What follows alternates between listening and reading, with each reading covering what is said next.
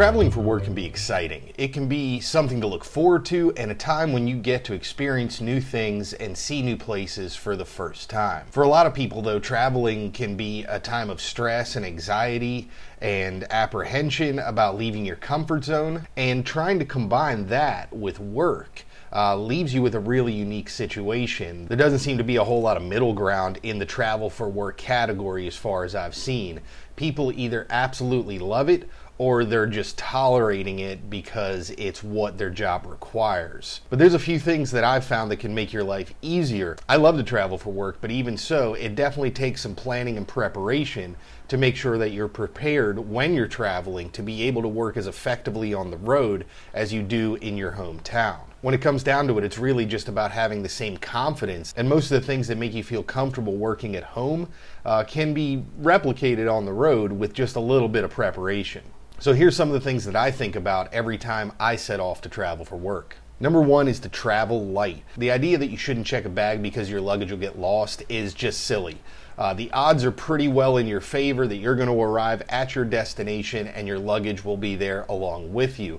The reason I don't check bags generally is a little more practical, and in my experience traveling for work, it's going to require many different modes of transportation sometimes. It's not always just getting on an airplane and getting off at the other end. There'll be taxis and vans and shuttle buses and watercraft sometimes, trains, trams, subways, all things that you have to navigate by yourself. A lot of times there are no options other than to carry your own bags through these places, and there generally tends to be stairs and uneven pavement a lot of times, and I don't want to be hauling around a big suitcase. So I try to keep my pack down to just a backpack and a roller bag, and I pack it the same no matter how long I'm going for. And when I find myself having to travel with other crew members and we get a taxi that might fit 4 people in a van, if we all had big suitcases, we'd be tying stuff to the roof, and we don't want to deal with that. Number 2,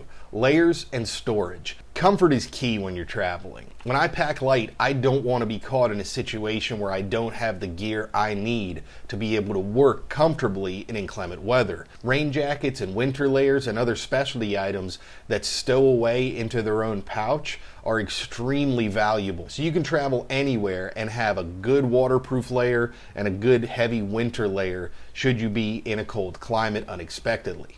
Simple layers like a versatile cotton button-down shirt and quick dry undergarments can really help you be prepared for any contingency. These types of clothes tend to be of a higher quality, and therefore they do cost a little more sometimes, but you're able to travel and have all the comforts of your home wardrobe with you wherever you go in just a small bag.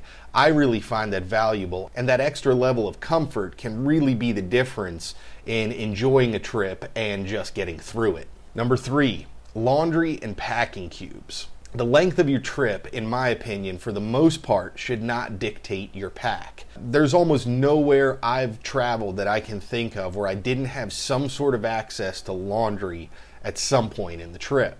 So I tend to pack for 1 week at a time, regardless of where I'm going. I do my best to investigate if it's a domestic trip, what the laundry facilities will be ahead of time.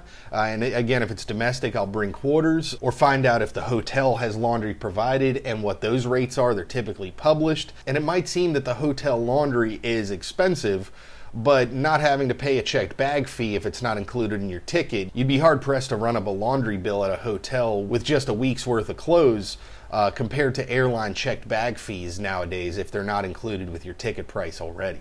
If at all possible, I try to do laundry again before coming back home, and the number one reason for that is to keep my suitcase clean.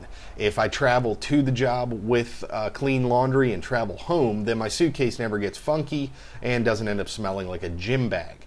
The other reason is when you get home from a long trip, having a suitcase full of clean clothes instead of a bunch of laundry to do can be a really nice way to take a little day off or a break when you get home without having to deal with that. And it's also paid off in the past when a trip gets extended unexpectedly, traveling back and you get stopped on a layover unexpectedly, or inclement weather prevents you from getting home, you have clean laundry instead of a stinky bag full of sweaty clothes.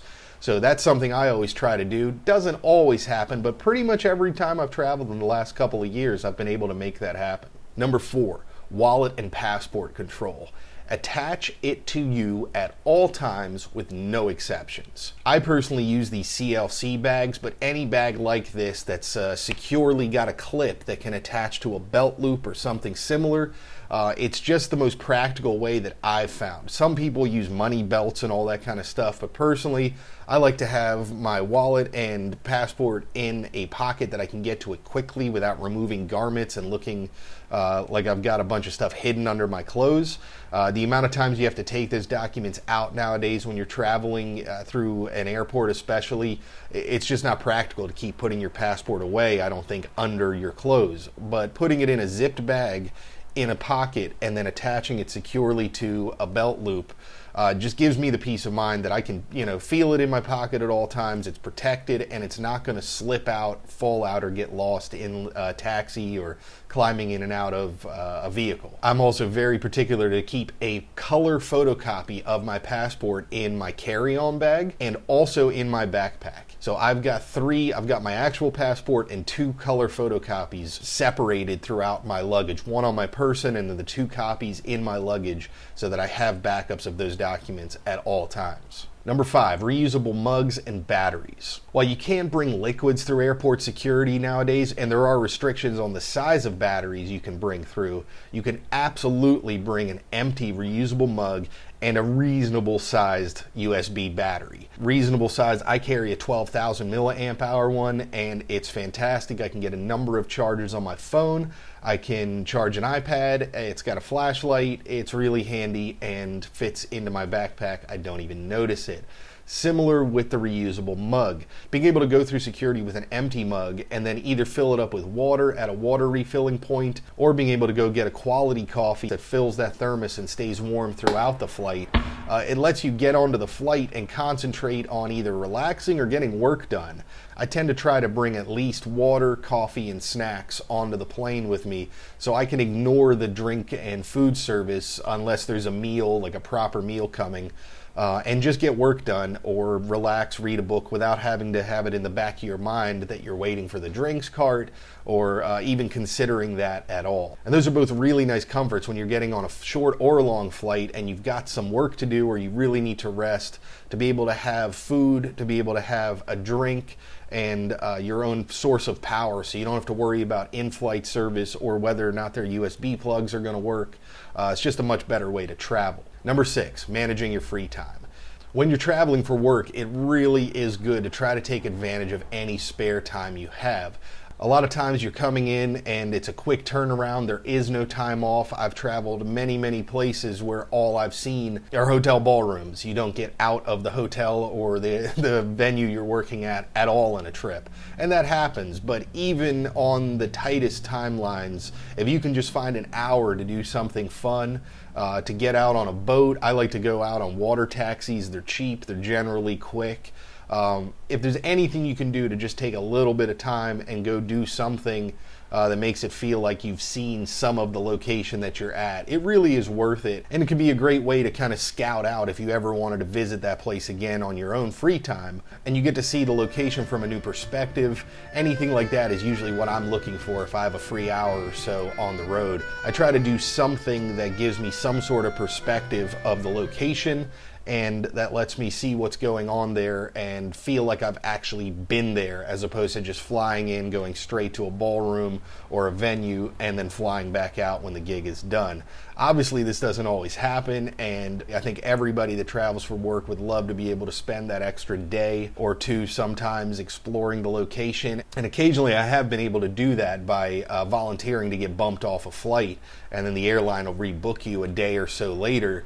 And that can be a great way if you have the time in your schedule to make the most out of traveling and it doesn't cost anything. And my final tip, FoodSaver Underpants. When disaster strikes, when things go completely unexpected, you get caught in a rainstorm maybe, you have to work outdoors, your water layers failed, or you didn't have them with you when the storm struck, I always keep a fresh pair of underwear and socks in a FoodSaver vacuum sealed bag in my backpack that I carry daily. That's something that I have with me all the time generally. It's not something I've had to use all often, but there are definitely times where you get caught out unprepared, or any number of things could happen where the difference between a dry pair of socks and underwear and not having them could be, huge for your morale and your ability to get through the rest of the trip and enjoy what's going on. So I always keep those with me. It's a really cheap form of insurance. Just knowing that you've got clean, dry socks and underwear with you in your backpack in case something goes wrong is a nice peace of mind on the road. And you can get creative if you have a FoodSaver or some other way to vacuum seal things like that. You can get creative and put other things in, as long as they're legal to carry through security. You wouldn't want to put like safety matches or anything like that, but you could definitely get creative, stick a granola bar, other things like that in there with it, and have a little survival kit vacuum packed. And obviously, because they're vacuum packed, they're very flat. They slide right into any pocket in your bag. I go with just socks and underwear, but you can let your imagination run with that one and make up a little custom kit that might work for you. So that's it for this video. Just 7 quick travel tips to make sure you're comfortable and effective out on the road. Thanks so much for watching. In the coming weeks, I've got some really exciting news. I've got a new space coming. I've got a lot of new gear coming. We've got a new series on vintage tech that's going really well. I've got a lot of stuff lined up for that. I'm shooting right now, and those will be coming out in the coming weeks and months. And I can't wait to share everything I've got lined up for the winter with you in the next few episodes. It's been absolutely slammed. It's October. Things are crazy busy. I'm trying to get as much video content as I can made, but frankly, gigs have just been consuming a lot of time in the last few days. So I've got a good few days now, and we'll get caught back up. So thanks for watching, thanks for hanging in there, and thanks to everybody who supported the channel either directly on Patreon or by following and sharing the affiliate links in the description or over on the website, the folks that have joined the forum, those people who have bought the audiobook.